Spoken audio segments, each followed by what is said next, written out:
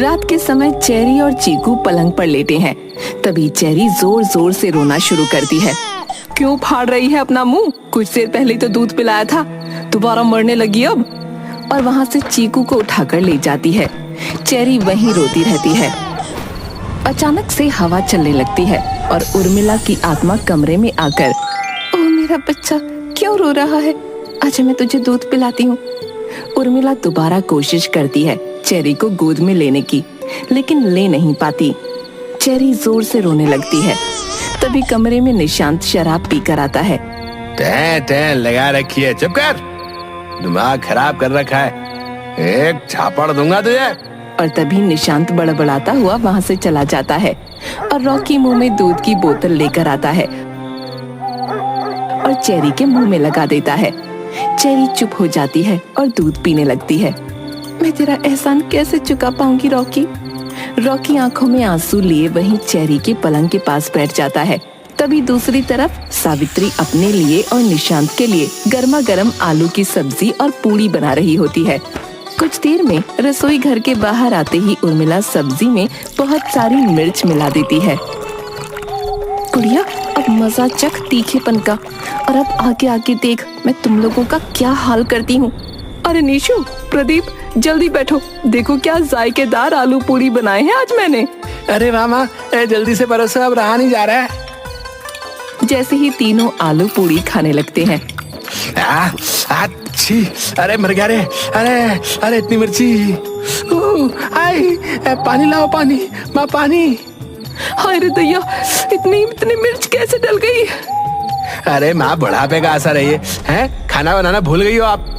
और दोनों भाई पैर पटकते हुए वहाँ से चले गए।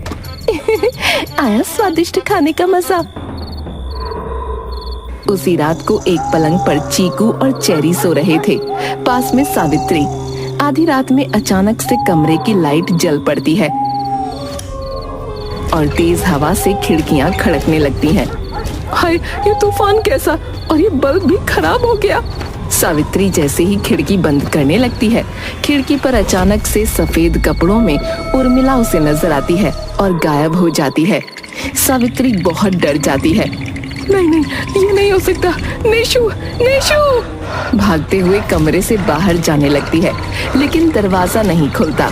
अब सावित्री बहुत डर जाती है और अचानक से पीछे मुड़ती है। उसके पीछे उर्मिला खड़ी होती है, जिसे देखकर वो बेहोश हो जाती है। उस रात उर्मिला अपने बच्चों से लिपट कर सोती है और ये सब देख रॉकी बहुत खुश होता है। अगली सुबह। अरे भाग्यवान, नीचे क्यों सो रही हो? कौन है? भूत। अभी तो जिंदा हूँ मैं भाग्यवान, भूत कहाँ से नजर आ रहा हूँ मैं? उर्मिला इसी घर में है, मैंने उसे रात।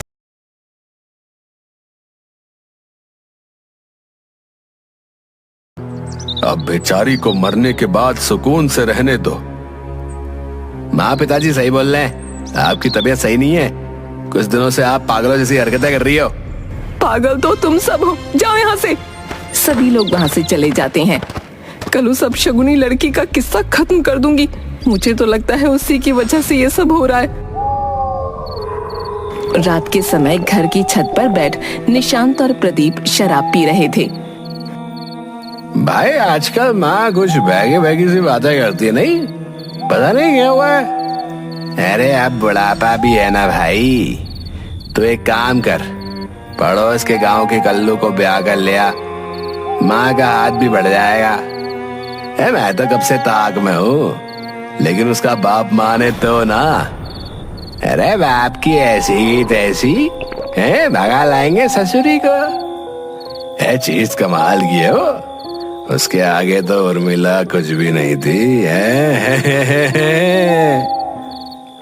अरे अब रात के वक्त मरे हुए लोगों का नाम नहीं लेते बे, क्या पता यहीं उसकी आत्मा भटक रही हो। अबे हट बेवकूफ कहीं का। अबे चल पैक बना, तू चल, जरा मोटा वाला पैक रख अब। तभी पीछे खड़ी उर्मिला की आत्मा आंखों में आंसू लिए, अफसोस ये तुम भाइयों के आखिरी पैक होंगे। कुछ कहा तुमने प्रदीप? तुम्हारे कान बज रहे भैया, मैं भला क्या कहूँगा। क्यों अपनी पत्नी से प्यार नहीं करते थे तो क्यों जिंदगी खराब की उसकी? क्यों मुझे मेरे बच्चों से दूर किया, बताओ? कौन है? कौन है वहां? कौन है? उर्मिला, तुम यहाँ?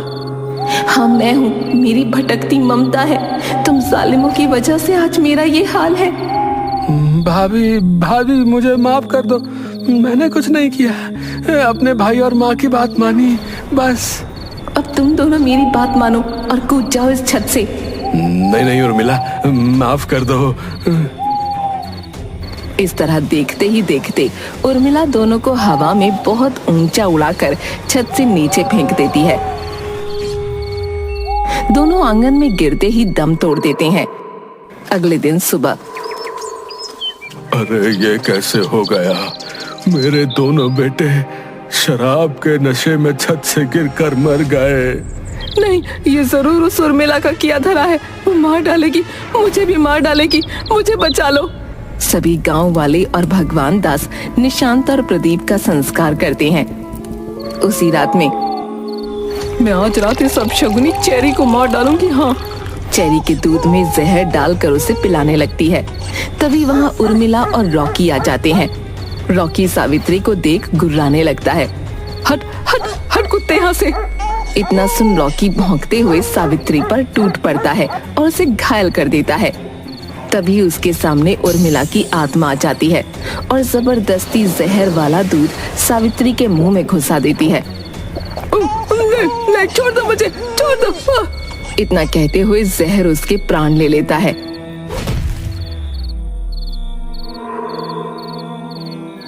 तभी वहाँ भगवान दास आ जाता है। बेटी, मैं जानता हूँ तुम अपना बदला लेने आई थी, वो तुमने ले लिया है। तुम्हारा गुनहगार तो मैं भी हूँ, मुझे माफ कर दो।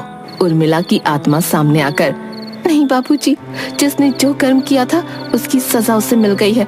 अब मेरे दोनों बच्चे आपकी और रॉकी की देखरेख में पलेंगे। मुझे संतुष्टि है। अब मैं अपनी आगे की यात्रा पर बिना किसी मोह के जा सकती हूँ। तुम बेफिक्र रहो बेटी, अब मेरा जीने का सहारा मेरे यही बच्चे हैं। इस तरह से एक माँ अपनी ममता का कर्तव्य पूरा करके ममता भरी नजरों से अपने बच्चों को निहारते हुए वहाँ से ओझल हो गई।